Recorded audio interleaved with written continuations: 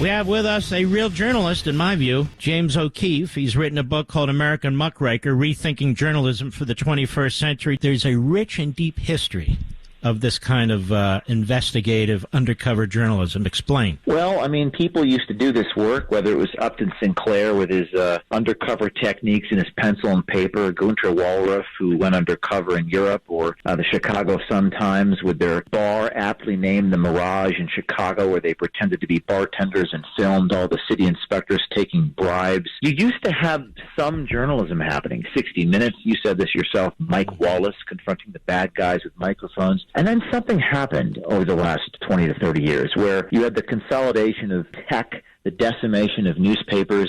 Journalists have been caught in what I call a trap between access and autonomy, where they got too cozy with their sources, or they became too adversarial. And these days you have mostly just opinion and aggregation. So this book, American Muckraker, talks about what it's like to be a journalist in clown world. And it explores this sort of the history of it, secrecy, privacy, deception, litigation, even the suffering involved to do what we do in this age where, for example, the FBI, the New York Times, and pharmaceutical companies are acting in concert. This book kind of tells you how to do the work in this day and age. The first chapter of my book, American Muckraker, is called Suffering. You might say, why did James O'Keefe write a chapter about that? Because what I've learned in my life is that it is painful to go through this. But I argue in this book through interviews with my whistleblowers and my colleagues, it's less painful than the alternative. You have to follow your conscience. You have to tell the truth.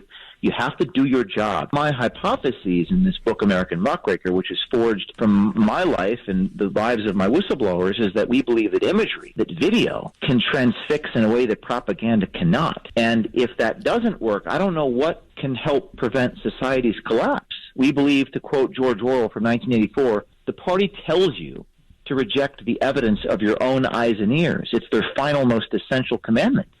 So we want to present the evidence for you. We want to present first-hand participant observation journalism. That is to say, we present evidence.